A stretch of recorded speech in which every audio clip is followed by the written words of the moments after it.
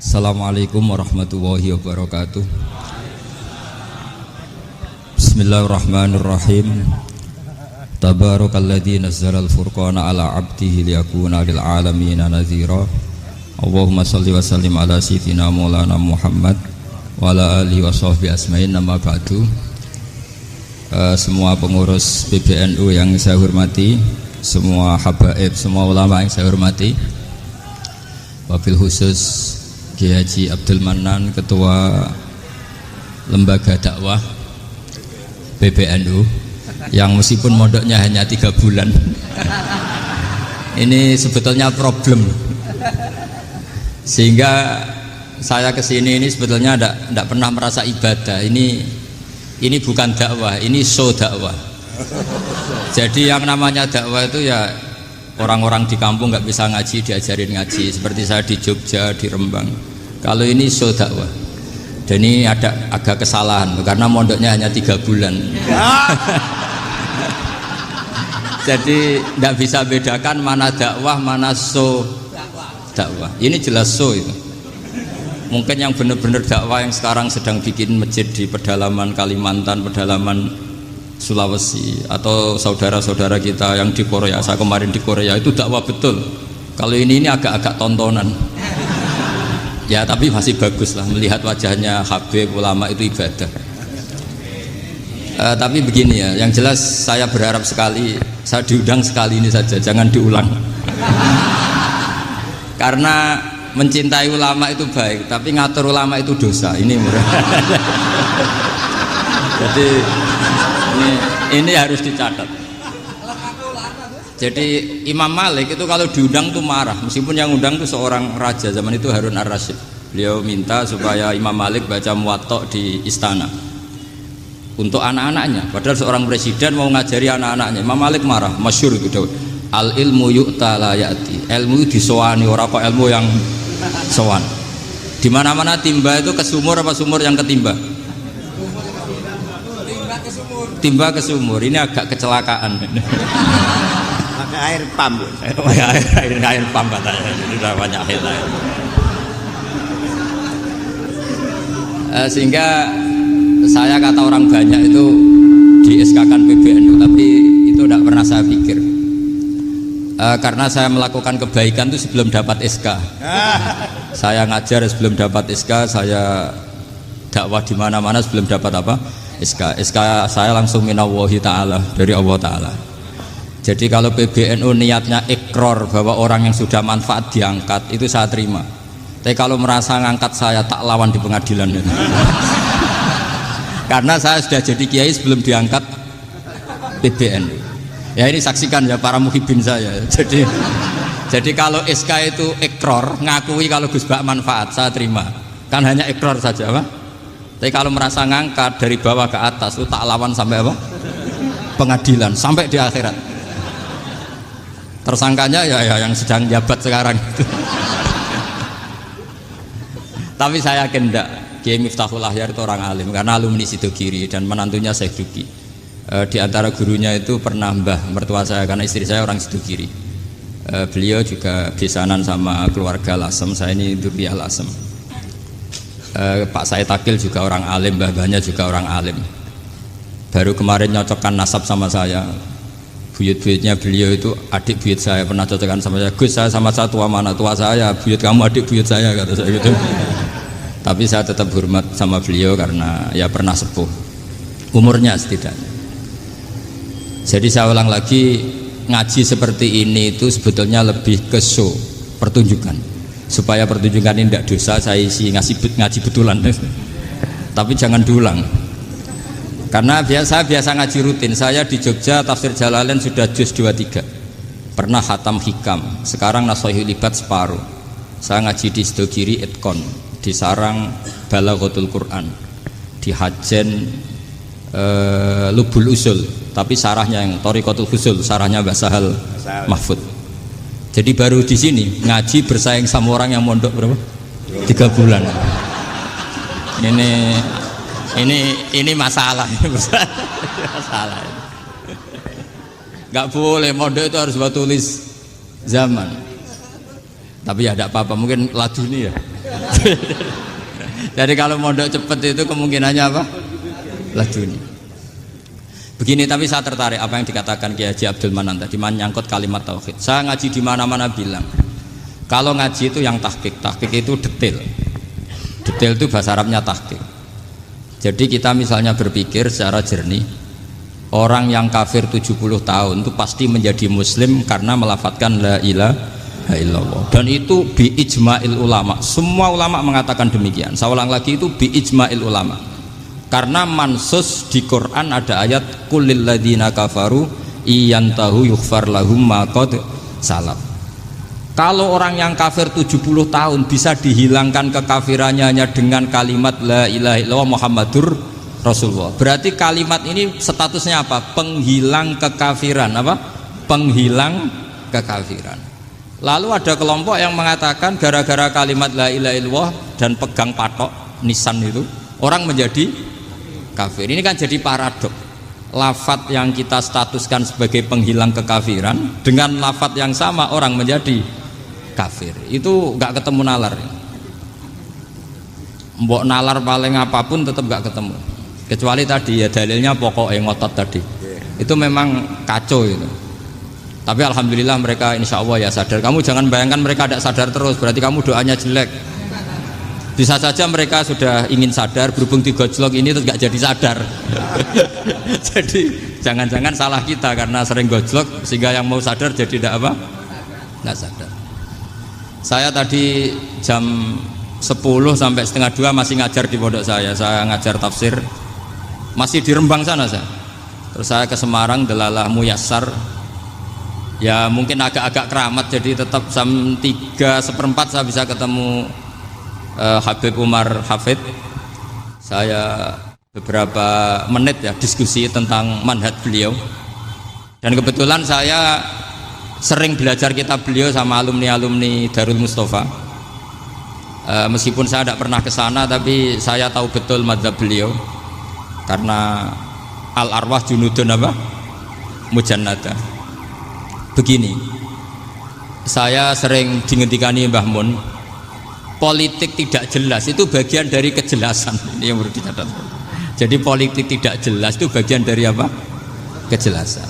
Misalnya begini, siapa yang mengira Khalid bin Walid yang sangat musuhi Rasulullah, dia panglima orang kafir ketika ngalahkan Rasulullah di perang Uhud, akhirnya Khalid bin Walid masuk apa? Islam. Begitu juga Wahsy, qatilu ahabbin nasi ila Rasulillah, pembunuh Sayyid Hamzah, akhirnya juga masuk Islam. Begitu juga Abu Sufyan, dia pemimpin besar kafir Mekah ketika perang Badar, ketika perang Khandaq, akhirnya juga Islam dan menjadi mertua Rasulullah Shallallahu Alaihi Wasallam. Dari fakta ini kemudian banyak ulama alim yang ngambil sikap itu ya coro Jawa itu anggang-anggang. Anggang-anggang itu gak tegas, tapi gak tegas dari rumusan ilmu yang detail. Saya ulang lagi, gak tegas tapi dari rumusan ilmu yang apa? Detail.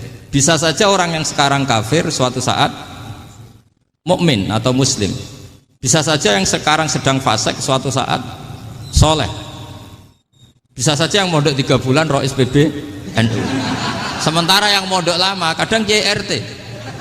Tapi itu hanya hukum duniawi. Saya yakin yang KRT ini PBNU di akhirat. Karena mondoknya lebih apa? Lama. Itu tak jamin. Saya juga berencana mimpin itu di akhirat saja, bukan di dunia. Makanya saya mohon SK itu berakhir muktamar mendatang. Karena saya sudah kiai sebelum diangkat. Makanya saya ulang-ulang, kalau pengangkatan itu niatnya ikrar, saya terima. Tapi kalau niatnya ngangkat, tak gugat di pengadilan. Ini tidak guyon, ini betulan itu. Ya, tapi ini hanya guyon saja. Nah, ini penting saya utarakan teori ngaji ya. Ini saya bacakan naskah asli Sayyid Umar Hafid supaya Anda dapat barokah beliau. Karena beliau selain alim allamah, muridnya Habib Salim, juga beliau pernah ngaji kutub Sayyid Abdul Qadir Segaf di Jeddah. Juga beliau sering istifadah di beberapa kiai. Ini saya baca teks Arabnya kemudian saya terjemah. Bagi yang tidak setuju pemaknanya bisa gugat karena saya baca Arabnya. Yang nggak setuju pemaknanya bisa gugat, tapi tak jamin kalah karena saya paham betul teksnya maknanya seperti itu. Logikanya tadi ya, ketika Rasulullah ngambil sikap tegas kepada Qatilu Hamzah yaitu Wahsy, dan ketika Rasulullah ngambil sikap tegas pada orang-orang yang mengalahkan beliau di perang Uhud, kaifa yuflihu qaumun fa'alu bi anbiya'ihim hakadha, bagaimana mereka jadi orang benar atau orang yang dapat kebahagiaan kalau mereka perlakuannya seperti Nabi seperti ini, yaitu Nabi sujja wajhuh masyhur wa kusirat ruba, tuh Nabi itu wajahnya terluka, gigi serinya tanggal. Orang-orang seperti ini tuh nggak akan bejo kalau orang Jawa, nggak akan falah. Tapi apa yang terjadi? Allah menurunkan ayat laisa laka minal amri syai'un aw yatuba 'alaihim aw yu'adzibahum. Muhammad itu bukan wilayah kamu ngecap orang, menstigmasi orang itu tidak wilayah kamu. Saya bisa saja mengampuni mereka atau menyiksa saya itu atau menyiksa mereka itu wilayah saya, kata Allah. Saya bisa saja mengampuni mereka atau menyiksa mereka itu wilayah saya. Sehingga akhirnya apa? Rasulullah tidak ngambil sikap yang mungkin orang lain mengatakan itu tidak tegas. Tapi itu kearifan. Betul, akhirnya Wahsy malah masuk Islam. Khalid bin Walid panglimanya juga masuk Islam. Dan beberapa orang kafir juga masuk Islam, termasuk mimbenihim, ketuanya yaitu Abu Sufyan. Ini penting saya utarakan. Makanya ini saya baca pembenaran dari konstruksi pikiran tadi. Nah ini supaya khas. Ini khasnya orang mondok 10 tahun ini. Jadi ini tak baca ini. Nah, biar jelas ini nanti tagnya persis ya, tidak saya rubah. Ini di kitabnya Habib Umar Hafid, namanya itu Taujihun Nabi Limardoti Bari. Kalau diterjemah ya mengarahkan orang yang sadar. Nabi itu orang yang sadar ya, sampai ini termasuk orang yang sadar. Limardoti Robbi, menuju mendapat ridho Tuhan atau Allah Subhanahu wa Ta'ala. Saya baca tagnya ini di halaman 179. Ini tidak ada yang saya rubah, tidak saya kurangi. Bismillahirrahmanirrahim. Fala buddha an nuwattina qulubana ala annana khodamatu ahli hadal qaul wa yattali'u wa min qulubina annana na'taqidu imkaniyata ayyasfa'a fi ahadina yaumal qiyamati man huwal ana kafirun yuslimu faya'lu sya'nu indal haqqi fayakunu sababan li kholasika fil qiyamah yumkinu dzalik. Jadi kita para dai, para kiai itu adalah khodamatu hadal kaun. Kita ini adalah pelayan alam raya ini yang selalu berharap alam ini akan lebih baik. Orang yang sekarang sedang kafir bisa saja nanti yang nyafaati kamu di akhirat, yaitu mereka masuk Islam lalu Islamnya lebih serius, akhirnya punya hak syafaat. Sementara kamu Islam mulai kecil tapi biasa-biasa saja seperti ini, mulai dulu ngaji terus sama Ki Abdul Manan, nggak pernah yang ngisi ngaji, itu artinya nggak ada perkembangan. Makanya saya nggak ingin ngaji lagi karena saya ingin perkembangan Anda nanti tukang mengisi, bukan yang diisi. Kalau saya nanti ngaji lagi di sini, artinya Anda kalau tetap mendengarkan itu tidak ada perkembangan. Pantes saja semulang Gus Bahak sampean sing ngaji. Sekali-kali ada perkembangan, saya ngaji sampean yang mulang, itu bagus itu. Meskipun itu perkembangan yang menyesatkan.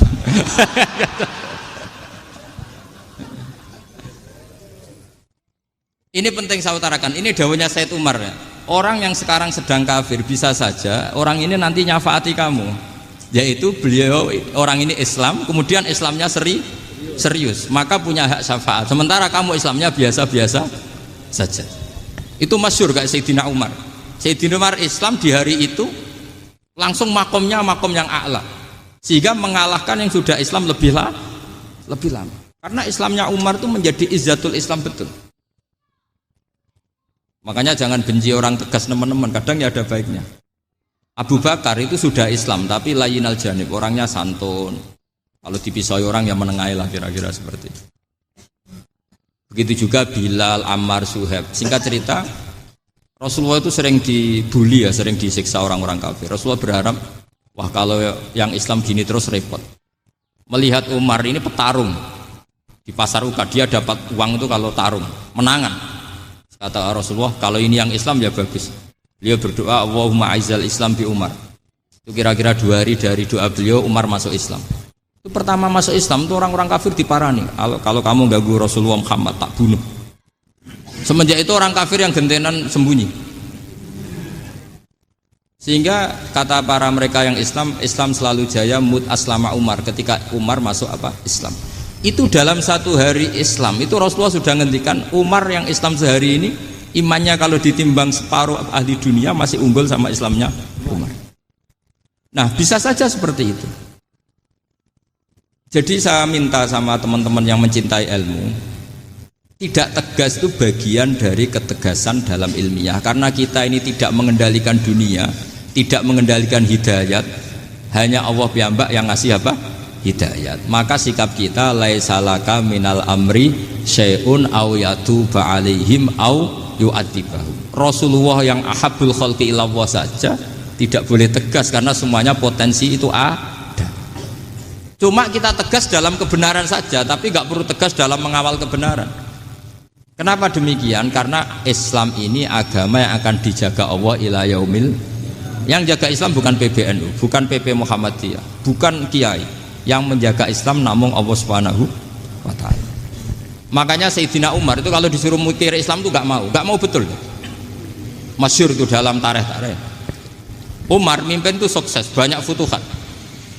Singkat cerita akhirnya orang tuh kelangenan, wah kalau Umar meninggal kayak apa. Sehingga Abdullah bin Umar setiap jalan-jalan tuh dibully. Kalau sekarang dibully, ya Abdullah bin Umar, bapak kamu itu gimana? Sudah sepuh mau meninggal kok tidak suksesi.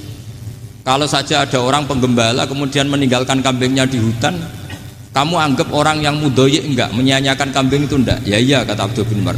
Apalagi amru hadil umat ini mau ditinggal gelanggang, nanti suatu saat Umar meninggal. Mbok yo suksesi supaya jelas.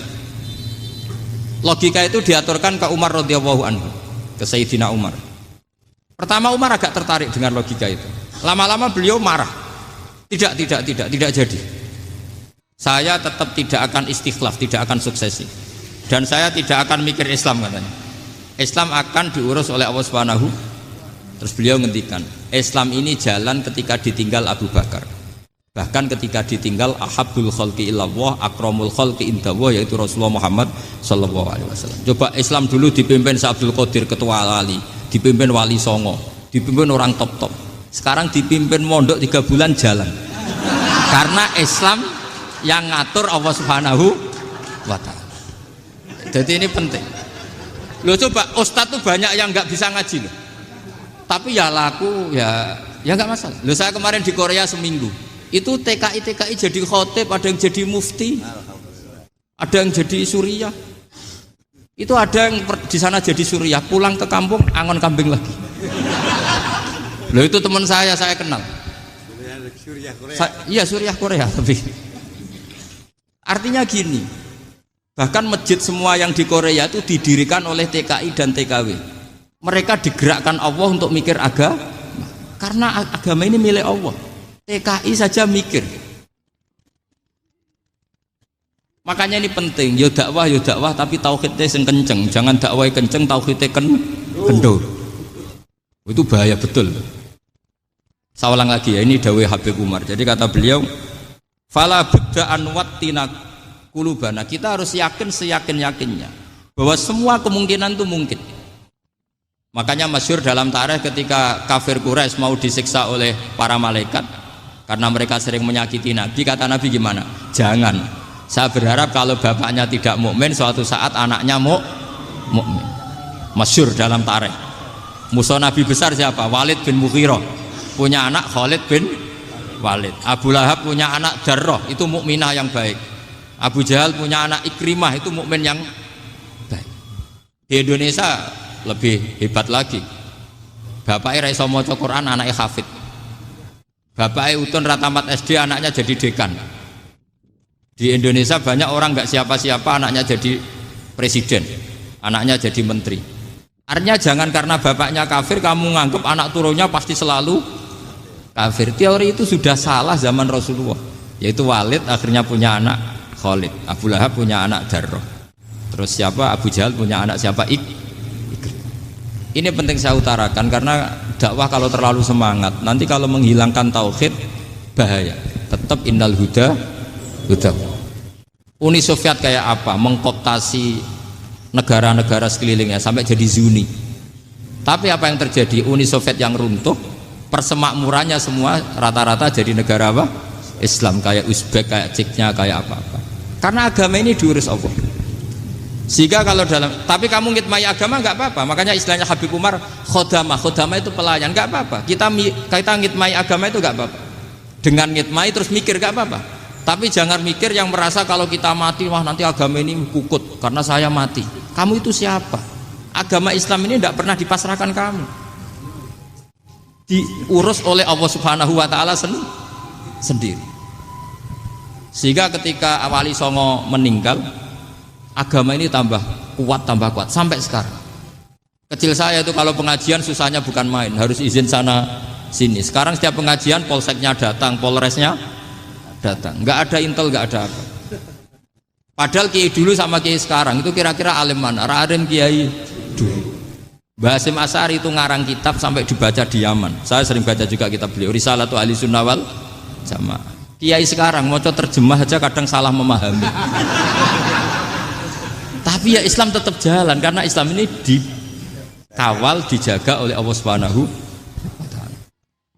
Maka kalau dalam cerita tarikh sirahnya Ibnu Ishaq itu, tauhid itu penting. Beliau cerita begini. Sayyid Abdullah itu namanya Abdullah bin Abdul Muthalib. Kita tahu kenangannya Rasulullah terbanyak itu bukan dengan Sayyid Abdullah tapi dengan Sayyid Abdul Muthalib, dengan mbahnya. Karena Nabi itu mulai kecil dirawat oleh siapa? Mbahnya. Yaitu yang disebut Nabi ketika 2 bulan kan abahnya sudah meninggal. Ya saya baca ya, pakai bahasa Arab biar jadi bid'ah. Nanti kalau bahasa Indonesia ada bid'ah. Tidak betul. Diba atau berjanji sebenarnya itu kitab sejarah, berhubung dibaca bahasa Arab terus kayak mantra. Terus yang belakang mau nyenggai soleh aleh, sehingga kubu sebelah bilang tuh khurafat dan bid'ah. Coba diterjemah ini, coba nanti saya baca bahasa Arab. Walamma tamma min hamli syahroni ala masyuril aqwalil marwiyatu fiya bil madinati abuhu Abdullah wa kana qad istaza bi akhwalihi bani adi minat taifatin najariyah wa makatha syahron saqiman yu'anu nasukmahu wasakwa. Terus di pojok sana bilang soleh aleh. Pasti kubu sebelah yang liwat, wah itu khurafat bid'ah karena dianggap mantra. Padahal artinya coba sampean baca bahasa Indonesia. Ketika hamil Rasulullah umur 2 bulan, abahnya meninggal di kota Abwa. Kota Abwa adalah kota keluarga besar ibunya Sayyid Abdullah. Kebetulan pas ke sana beliau sakit sampai 1 bulan dirawat. Bid'ahnya di mana kalau diterjemah? Wong itu kitab tarikh. Makanya saya nggak tahu yang membidah-bidahkan tiba itu karena tadi. Tapi sampean juga ikut salah karena nyenggai sholawat tantok itu.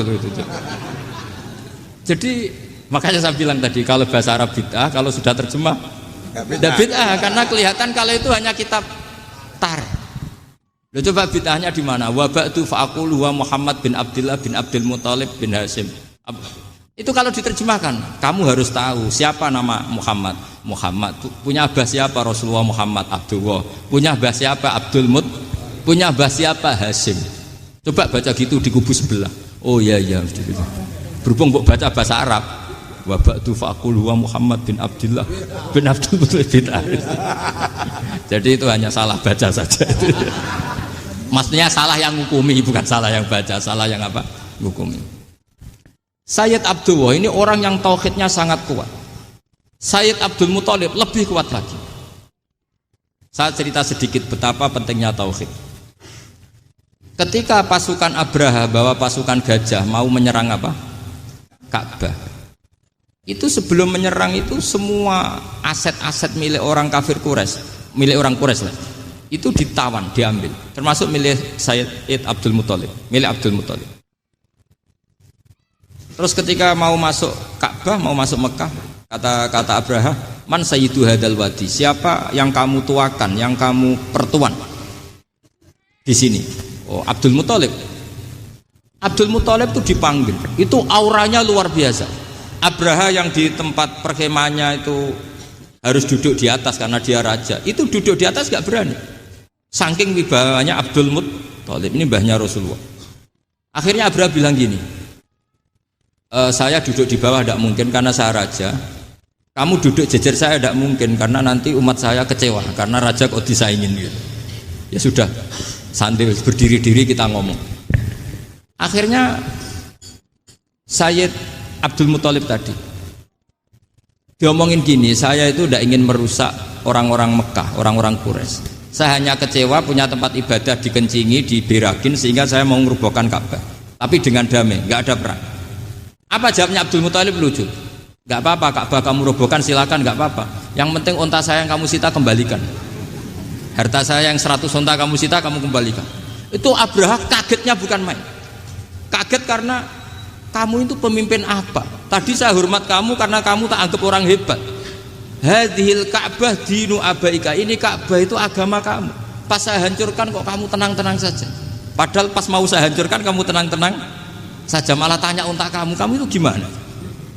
Apa jawabnya Abdul Muthalib?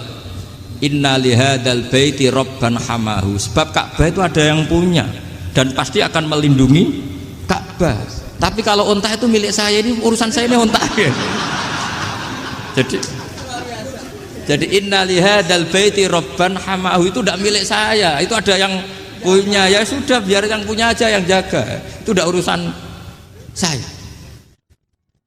Akhirnya unta dikembalikan, aman deh, untung double. Terus akhirnya dia ke Ka'bah, fa'akhudha bi halaqatil bab, karena dulu apa itu halaqatil bab, karena dulu itu yang dipakai apa itu pegangan itu bentuknya apa, bulat, makanya diistilahkan halaqah apa, bulat. Kalau sekarang halaqah ilmiah itu seminar. Tidak. Halaqah itu buruhi lain lagi. Ya.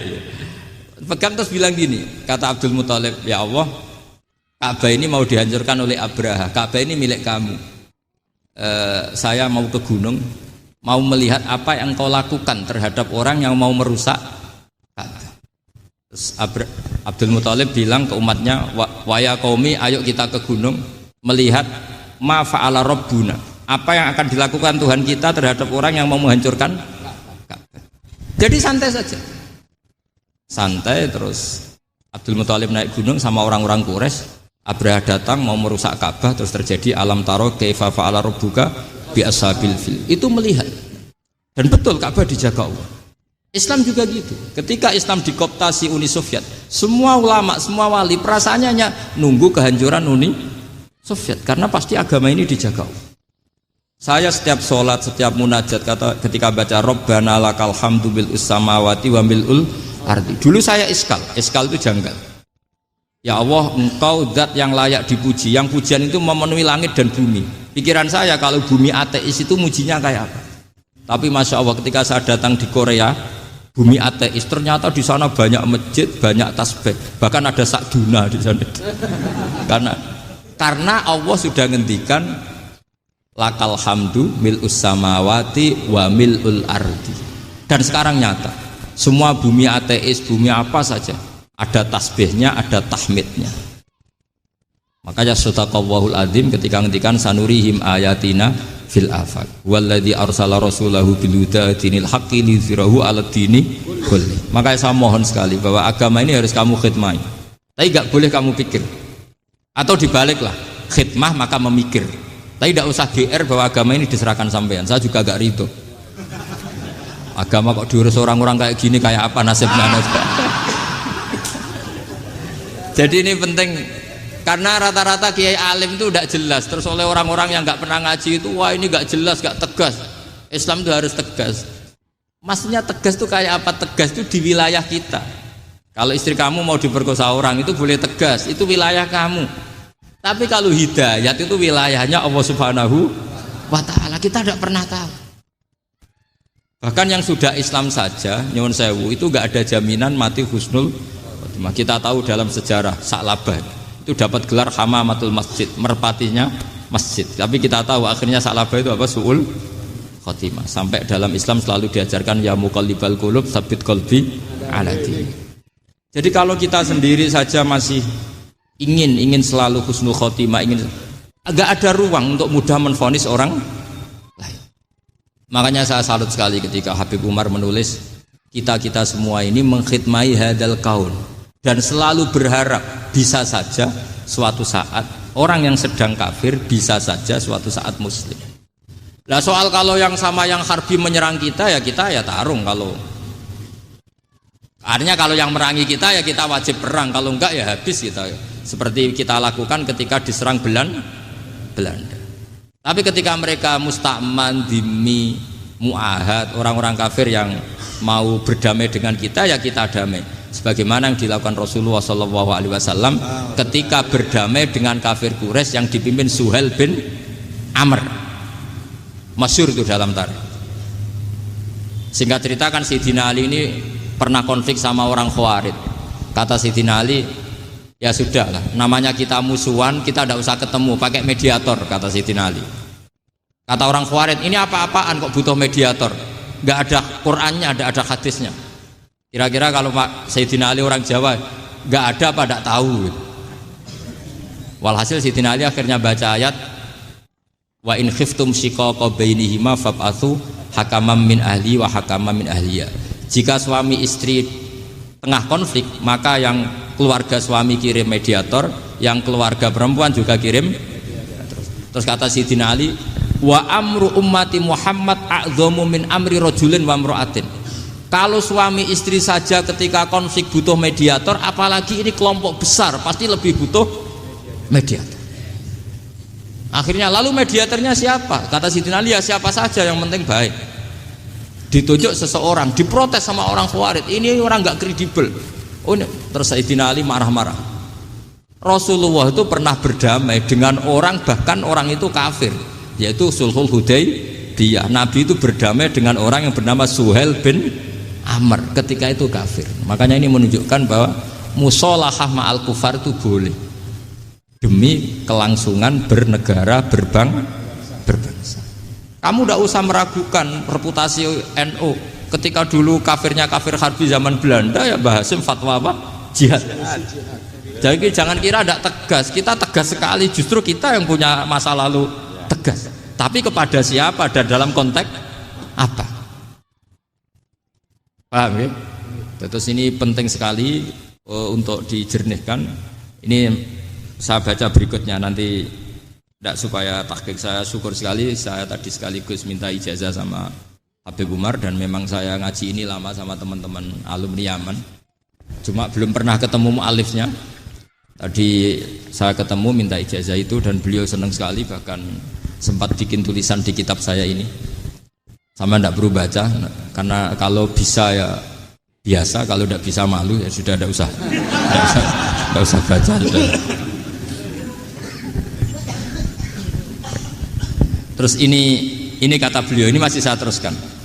Nahnu min hadhil intilaqah naktasibu thabatana wa quwwata yaqinina wa illa fa fil ardi mu'aridun wa muntaqidun wa mukhalifun min akhyarin wa asyrarin sholihin wa fasikin muslimin wa kuffar. Kalau kamu punya satu metode ilmiah, metode dakwah, kamu harus siap, karena pasti ada yang menentang. Yang menentang itu ya mulai orang soleh, tidak soleh, orang macam-macam. Jadi kalau sudah punya manhaj, memang dari awal harus siap apa? Ditentang. Jadi misalnya PBNU punya kebijakan apa, ya sudah siap saja dibully. Itu pasti itu, karena nggak ada manusia semua suka, semua benci. Kata beliau, anta in kunta fi syakkin min hadzal maslak wal manhaj fattabi man syi'ta wasaha angka ghaniyah wa in kunta ala yaqinin annahu al huda wa mirasun nubuwah wa annahu haqiqatu tarjamatil ahdi ma'rab fala tata'atsar min kalami ahadin yakunu mangkana. Jadi intinya kita mengawal Islam secara rahmatan lil alamin itu justru kita berharap menjadi simpatik dan menjadikan mereka menjadi napa Islam. Jangan ketika simpatik dianggap gak tegas. Saya masih ingat betul dawuh Mbah Mun, hak sekseni, kata beliau. Saya masih ingat kalimatnya, sekseni. Akurat tegas itu berdasar ayat laisalaka minal amri syai'un aw yatuba alaihim aw yu'adzibahum. Karena potensi sosial itu bisa rubah. Orang yang sekarang kawan kamu bisa saja suatu saat jadi musuh. Yang sekarang musuh kamu bisa saja suatu saat jadi kawan. Terus kamu ngambil sikap tegas dalam sesuatu yang nggak stabil seperti ini, lalu tegas itu kan nggak pada tempatnya. Makanya yang seperti ini kata Allah pakai asa itu menawa. Asa wahu ayyaj'ala bainakum wa bainal ladzina adaitum minhum mawaddah. Bisa saja orang yang sekarang musuhan dengan kamu suatu saat dijadikan mawaddah. Kamu udah mawaddah itu saling mengasihi. Kamu udah usah tanya, wallahu qadir, kata Allah, karena Allah mampu. Jadi dalam hukum-hukum sosial Allah seringnya bilang apa? Asa. Sale wasa antakrahu syai'a wa huwa khairul lakum wasa antuhibbu syai'a wa huwa syarrul lakum. Karena masalah sosial ini semuanya asa, yang pernah tahu siapa? Bisa saja sekarang saya Rois Surya, nanti SK-nya enggak turun lagi tapi saya tidak apa-apa. Bisa saja nanti santri 10 tahun dipimpin 3 bulan enggak apa-apa. Bolak-balik enggak apa-apa. Saya tidak akan kecewa karena masya Allahu kana wa malam yasa lam yakun. Assalamualaikum warahmatullahi wabarakatuh.